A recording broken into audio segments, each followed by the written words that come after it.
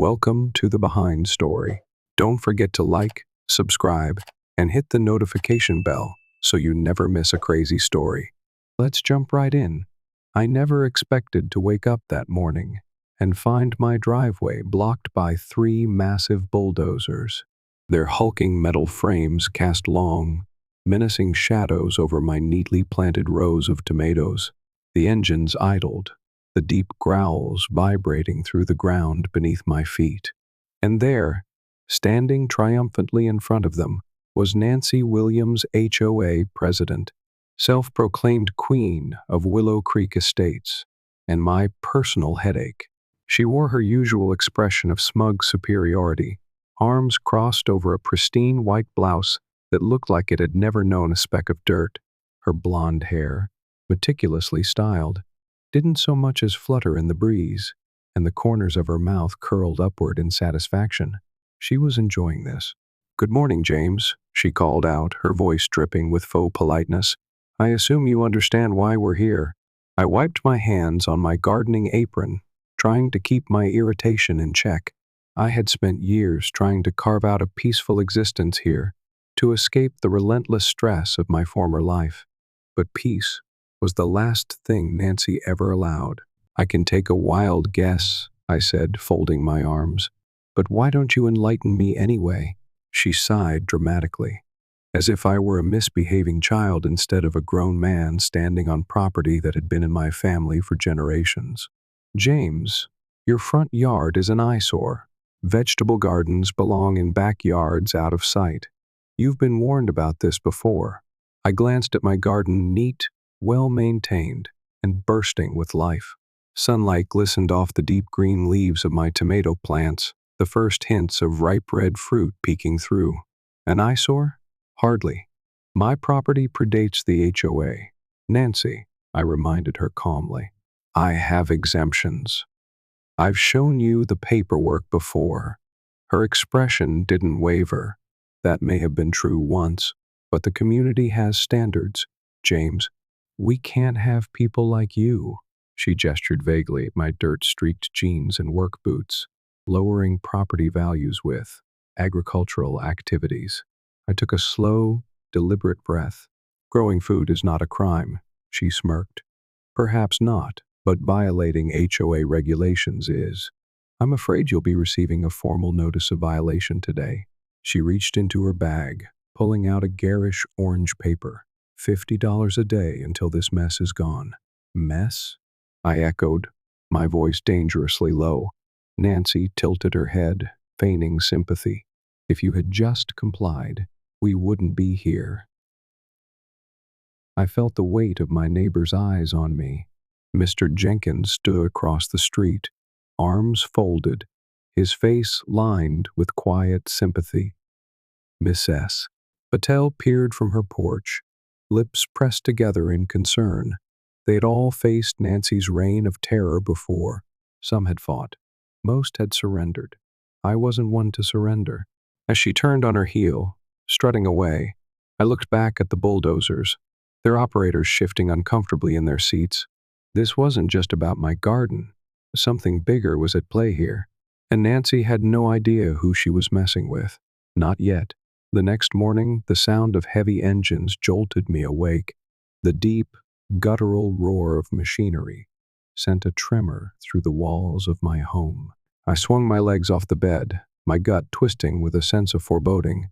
Rushing to the window, I froze at the sight before me.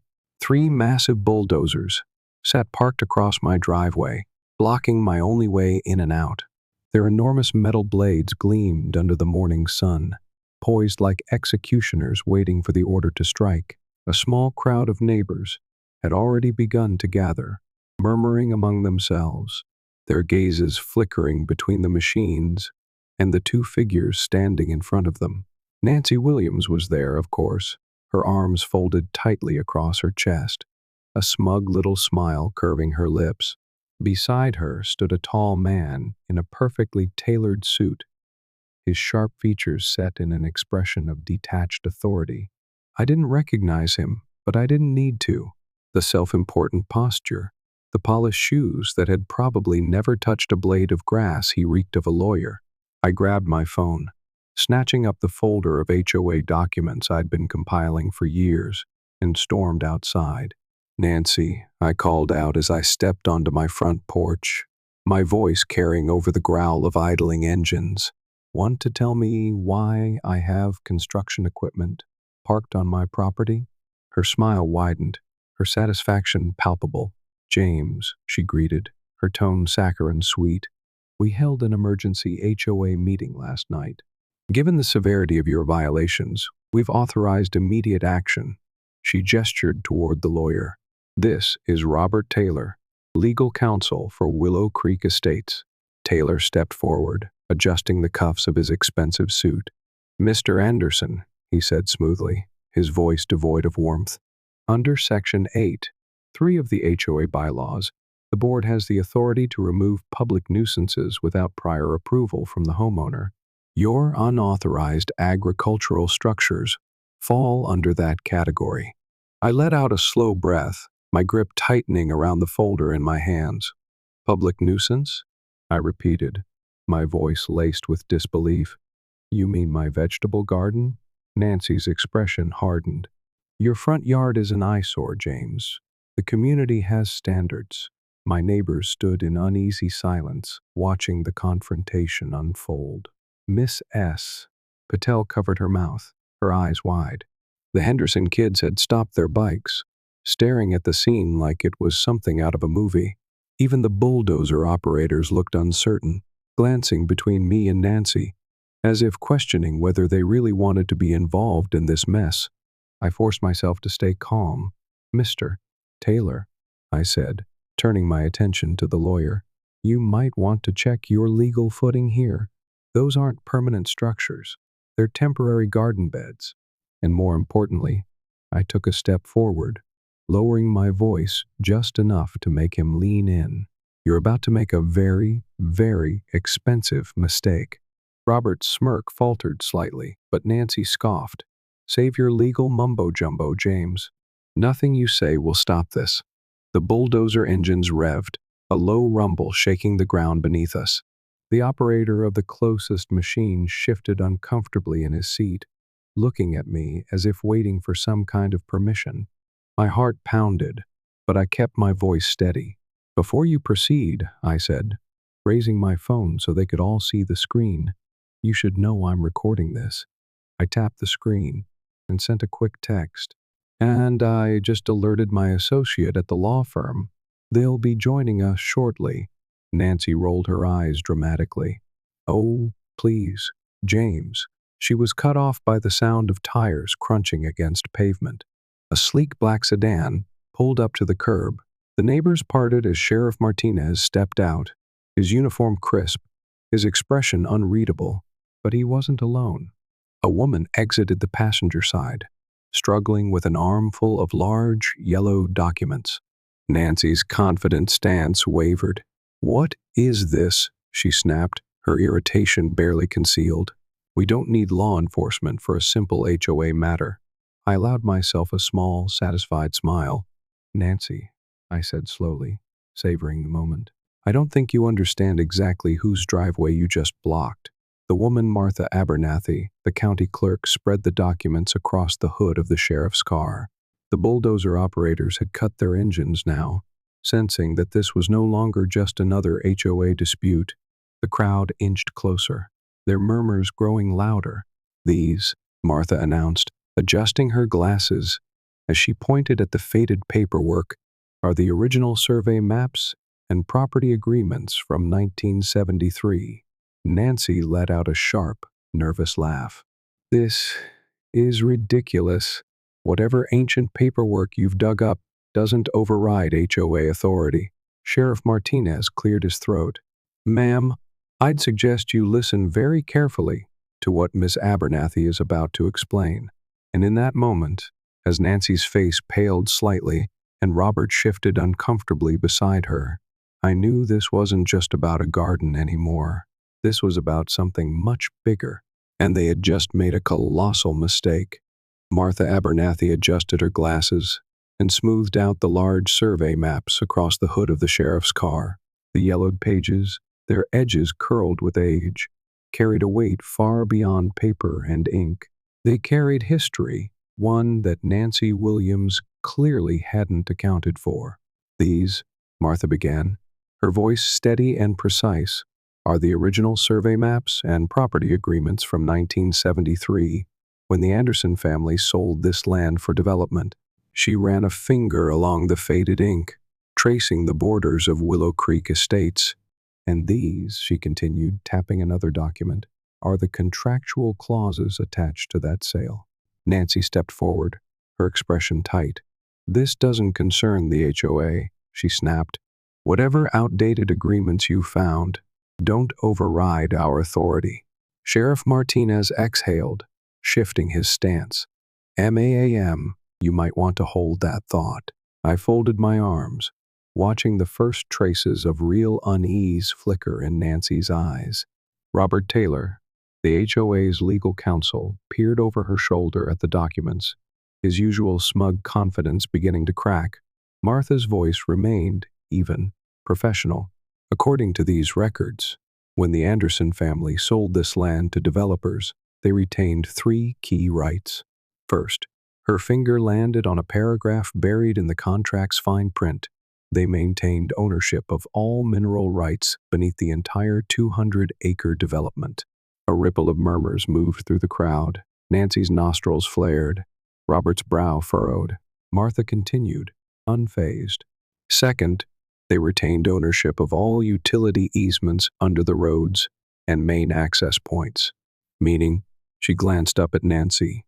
Every streetlight, every sewer line, and every electrical conduit in Willow Creek Estates technically sits on Anderson-owned land. The tension thickened. I could feel the shift in energy as my neighbors exchanged stunned glances. Even the bulldozer operators, who had been silent until now, looked at one another, their unease growing. Martha took a breath before delivering the final blow.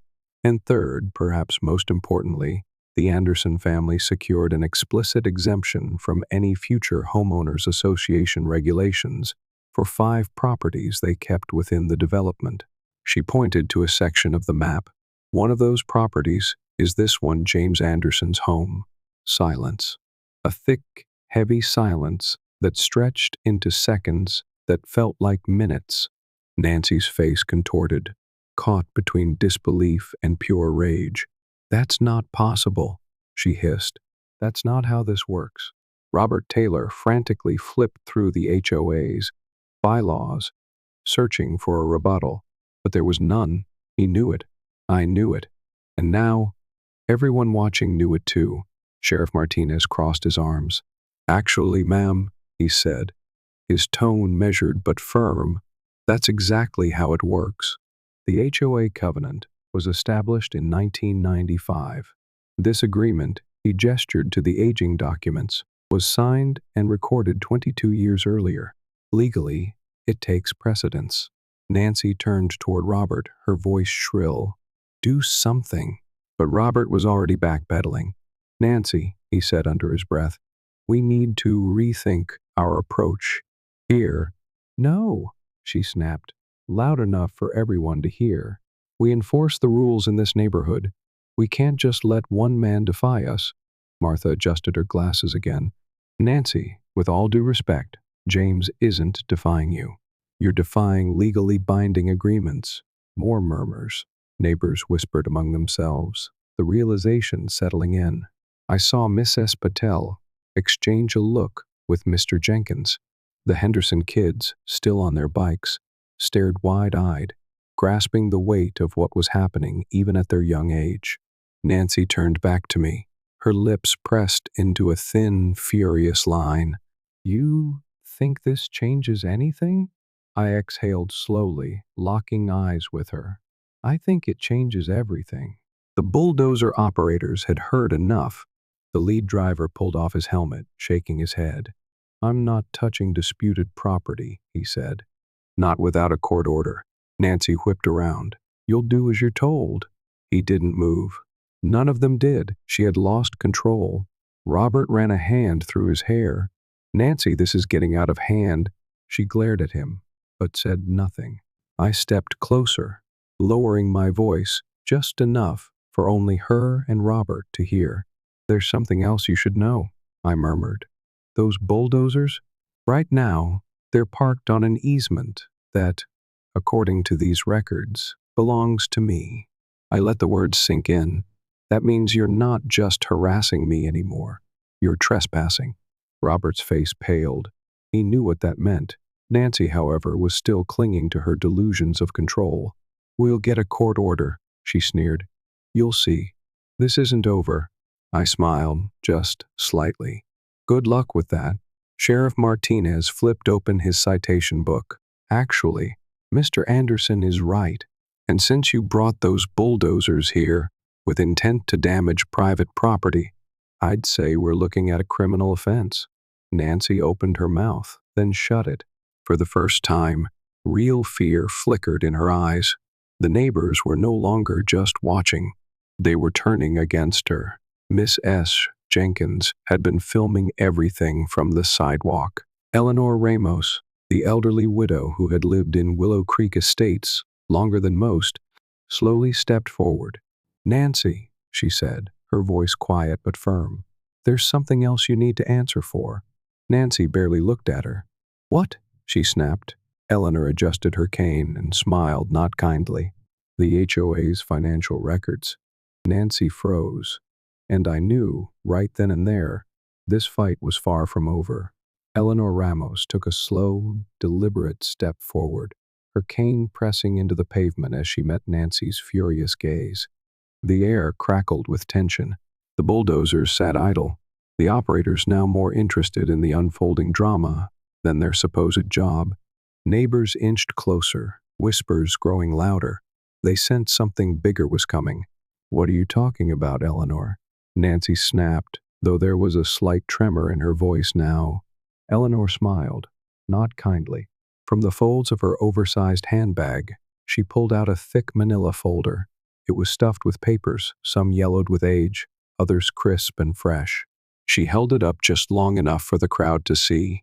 "This," Eleanor said, "is every financial transaction made by the Willow Creek Estates HOA for the past 6 years." Nancy paled. Robert Taylor's head snapped toward Eleanor, his expression darkening with something close to panic. "Where did you get those?" he demanded. Eleanor raised an eyebrow. "Public record requests," she said simply. "You'd be amazed at how much information is out there if you just know where to look." Nancy's jaw clenched. "You had no right." "I had every right," Eleanor cut her off, her voice sharp. "You started harassing me the moment you took over this HOA. First, it was my flower pots. Then, it was my Christmas lights. A $500 fine because my decorations were up 2 days too long?" She shook her head. "That's when I started digging." Robert took a step closer, lowering his voice. "I suggest you think carefully about what you say next." Eleanor laughed, short and bitter. "Or what, Robert? You'll find me again? Sue an 82-year-old widow for exposing the truth." She turned to the crowd, her voice rising. "Because that's what this is, the truth." A few people murmured in agreement. Others shifted uncomfortably, sensing the tide turning. I took the folder from Eleanor's outstretched hand and flipped it open.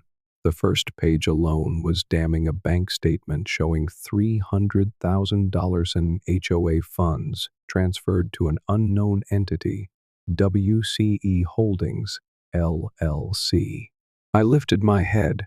"Does anyone here know what WCE Holdings is?" Blank stares. A few shook their heads. I turned the page and felt my stomach tighten. Because according to these documents, it's a shell company. And the managing members? I flicked my gaze toward Nancy and Robert. Nancy Williams and Robert Taylor. The silence was deafening. Robert's face darkened. This is taken out of context." I held up another page. "Oh? Because here's a list of special assessment fees everyone in Willow Creek Estates has been paying. $300 per household. Every year, supposedly for pool renovations." I turned to the crowd, my voice carrying. "Raise your hand if you've seen those renovations."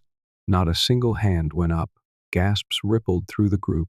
People looked at one another, realization dawning. Nancy took a shaky step forward, regaining some of her composure. "This is ridiculous," she spat. "You don't understand how finances work. These transfers were for what?" I cut her off. "Because I don't see a single invoice for pool construction. No contractor payments, no permits filed, no records of anything, except money moving straight into your pockets." Nancy's face turned an alarming shade of red. "You think you're so clever, James," she hissed, "digging up old land contracts, poking your nose into things you don't understand." I smiled. "I understand enough to know that HOA fraud is a felony in this state." Sheriff Martinez flipped his citation book shut. "Actually," he said, "so do I." Robert spun toward him. "Now wait just a minute." "No, you wait," the sheriff snapped. "This is serious.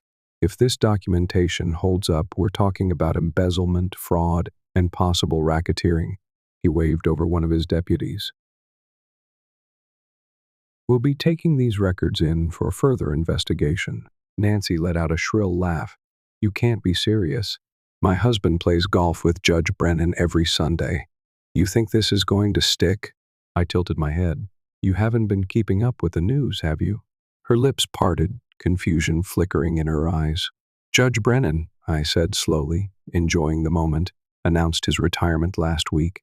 I let the words sink in. Ethics investigation. Nancy's mouth snapped shut. The crowd surged forward now, people demanding explanations, firing questions at her, at Robert. The fear in their eyes was real now. They weren't untouchable anymore. Eleanor leaned close to me, her voice low. "There's more," she whispered. "So much more." I turned toward her. "What do you mean?" She pulled out another set of documents, thinner but just as damning. "They've been targeting elderly homeowners," she murmured, glancing around, "forcing them to sell below market value, then flipping the properties through their shell company." My blood ran cold. This wasn't just theft. This was predatory. Sheriff Martinez caught the tail end of our conversation. "That's enough for probable cause," he said. "Nancy Williams, Robert Taylor, you're both coming with me." Nancy's breath hitched. She turned to Robert, but he was already stepping away from her. "Robert?" she whispered. He didn't answer, just kept backing toward his car, trying to disappear. Nancy let out a wild, strangled laugh. "This isn't over," she shrieked, her voice cracking. "You have no idea who you're messing with." I met her gaze, unflinching. "Oh, Nancy," I said quietly, as the sheriff took her by the arm. "Neither did you." And just like that, the queen of the HOA was dethroned. The moment Sheriff Martinez clamped his hand around Nancy Williams' arm, the facade she had so carefully built cracked wide open. Gone was the haughty, untouchable queen of the HOA. In her place stood a woman who suddenly realized she was no longer in control. "You can't do this," she hissed, jerking her arm, but the sheriff's grip didn't loosen. "I have rights." Sheriff Martinez didn't even flinch. "You do," he said, his voice calm and authoritative, "and you'll have the chance to exercise them with a lawyer down at the station." He turned to his deputy. "Cuff her." The murmurs in the crowd exploded into full-blown chaos. Neighbors whispered in shock, some pulling out their phones to record the moment. The very same people Nancy had terrorized for years now watched with barely contained satisfaction as she was finally held accountable. Robert Taylor, however, had other plans. He took a slow step backward, then another. His face was ghostly pale, sweat slicking his temples. He glanced toward his car, weighing his chances. "I wouldn't," I said, my voice cutting through the noise. Robert's eyes darted to me. "You run," I continued, "and that turns this into a whole different kind of crime." His jaw tightened. He knew I was right, but that didn't stop him from trying. Robert spun on his heel and bolted. "Seriously?" Sheriff Martinez muttered before signaling his deputies. "Get him." The crowd gasped as two officers broke into a sprint. Robert didn't make it far. His dress shoes weren't meant for running, and the moment he hit the freshly watered lawn of Miss S. Patel's yard, his foot slipped. With a strangled yelp, he crashed forward, sprawling face first in the grass. A moment later, both deputies were on him, pinning his arms behind his back. "Let me go," he choked, his voice muffled by the dirt. "This is harassment." One of the deputies patted him down before yanking him upright. "Tell it to the judge." As they hauled him back toward the sheriff's cruiser, Nancy thrashed harder. "This is ridiculous. This is illegal," she screeched, her voice rising in pitch. "I am the HOA. You can't just—" I stepped closer, just enough for her to hear me over the chaos. "No, Nancy," I said quietly, looking her dead in the eyes. "You were the HOA. Not anymore." Her breath hitched. The reality was sinking in. The empire she had built, the power she had wielded, the fear she had instilled, it was all crumbling before her eyes. Eleanor Ramos took a step beside me, her cane tapping against the pavement. "You should have left well enough alone, dear." Nancy's face twisted, but there was nothing left for her to say. The sheriff guided her toward the patrol car, her heels scraping uselessly against the pavement.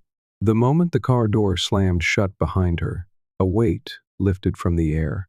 The neighbors erupted into cheers and relieved laughter, as if the neighborhood itself was finally exhaling after years of suffocating under Nancy's rule. Miss S. Jenkins, the retired judge, raised her hand. "I move that we hold an immediate vote to dissolve the current HOA board and elect new leadership." "I second that," Mr. Patel called out. I turned toward her, tilting my head. "I guess we'll have to risk it." The patrol cars pulled away, taking Nancy and Robert with them. The crowd stayed silent for a moment, watching as they disappeared down the street, sirens wailing in the distance. Then, like a dam breaking, the celebration began. Someone popped open a cooler. The Henderson kids broke into an impromptu bike race. Miss S. Patel actually smiled for the first time in years. People shook hands, hugged, patted one another on the back. For the first time in a long time, Willow Creek felt like a community again. Eleanor nudged me with her cane. "James, dear," she said, a twinkle in her eye, "you are going to run for HOA president, aren't you?" I laughed, shaking my head. "I didn't do all this just to replace Nancy." "No," Eleanor agreed, smiling knowingly. "You did this so no one else would replace her either." She wasn't wrong. That evening, we gathered at the clubhouse for a more formal meeting. I projected the financial records onto the big screen, walking everyone through the extent of Nancy and Robert's theft. The gasps, the outrage, the sheer disbelief, it was staggering. "We'll be filing a class action lawsuit," I announced, "to recover the stolen funds." Every single cent. Thunderous applause followed. By the time the meeting ended, a new committee had been formed. Not an HOA, just a simple, fair community board, one that actually worked for the residents, not against them. Later that night, as I sat on my porch, the scent of freshly turned soil filling the air, Eleanor joined me. She lowered herself onto the bench beside me, letting out a soft sigh. "You did good today," she murmured. I stared at my garden, at the neat rows of tomatoes, the green tendrils of cucumbers stretching toward the sky. "I just wanted to grow my vegetables in peace." She chuckled. "And in doing so, you helped all of us." For the first time in weeks, I allowed myself to relax. No more surprise fines, no more threats, no more HOA breathing down my neck. Just me, my land, and the promise of a new beginning.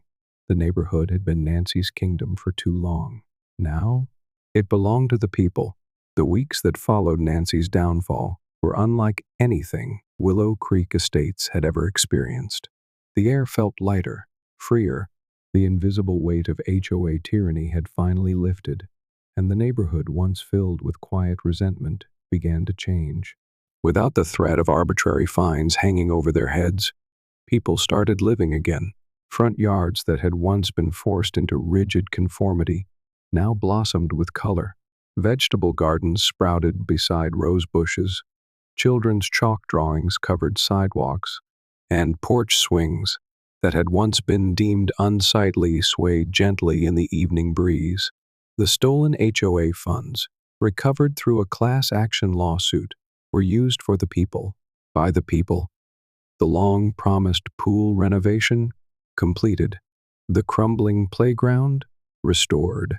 The ridiculous, unnecessary fees abolished. Most of all, neighbors began to trust each other again.